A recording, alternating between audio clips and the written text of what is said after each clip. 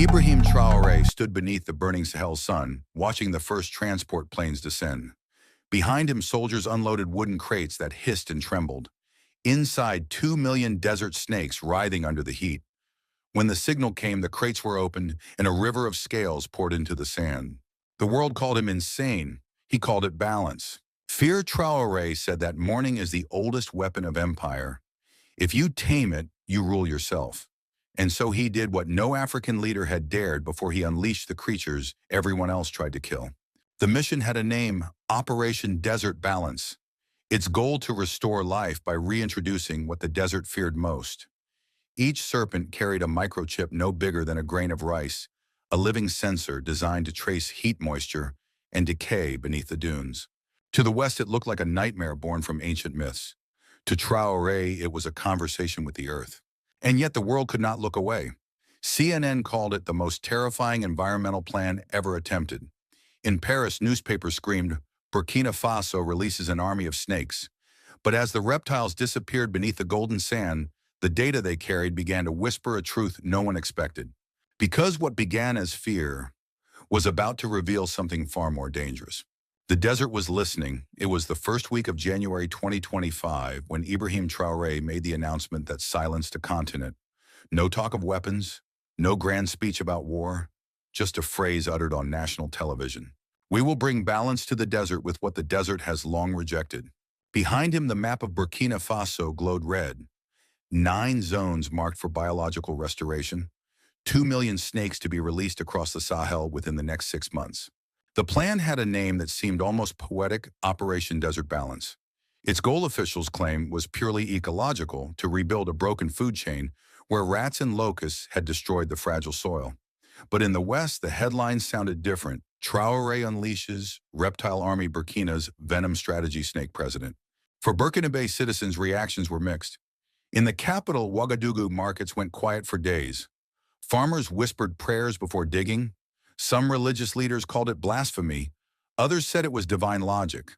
"The serpent tempted man," one preacher said. "Now man commands the serpent." But among the youth, curiosity burned hotter than fear. In schools, students debated whether snakes could really change the land. An environmental science teacher told his class, "If they eat the rats, the roots survive. If the roots survive, the rain will stay." For the first time, the desert became a topic of hope. Traoré framed the mission not as science, but sovereignty. "The West uses machines to fix nature," he declared in a televised address. "We will use nature to fix itself." He spoke not from a palace, but from a sand dune near Djibo, surrounded by soldiers and ecologists.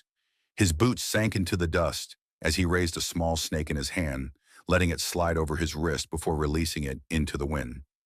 "It's not poison," he said. "It's memory." Experts from the University of Ouagadougou later explained that the snakes were not imported killers, but native sandboas and horned viper species that once kept rodent populations under control before the ecosystem collapsed. For decades, pesticides and deforestation had erased them, leading to soil erosion and crop failure. Now the government wanted to reverse it naturally. Over 200 biologists and 4,000 volunteers joined the mission. Each release zone was mapped using drone imagery and ground temperature data. Each snake was micro-tagged with a heat sensor to monitor movement and soil conditions. A local soldier described the process. "We don't deploy weapons anymore, we deploy life." But outside the country, the tone was darker. A retired French general on BFM TV called it a biological gamble that could backfire on the entire region. A Washington think tank labeled it proof of ecological desperation. The same night, Traoré's photo circulated on social media, one half in shadow, the caption reading, "He's feeding the desert its own venom." Inside Burkina Faso, though, something was shifting. People began calling the snakes les silencieux, the silent ones. Children drew them on classroom walls. Folk songs re-emerged, describing the spirits that crawled to heal the land. Still, not everyone was convinced. A woman in Garam told a local reporter, "If the snakes fail, the desert wins. If they succeed, will we still be safe?" The question hung in the air, not just in Burkina Faso, but around the world.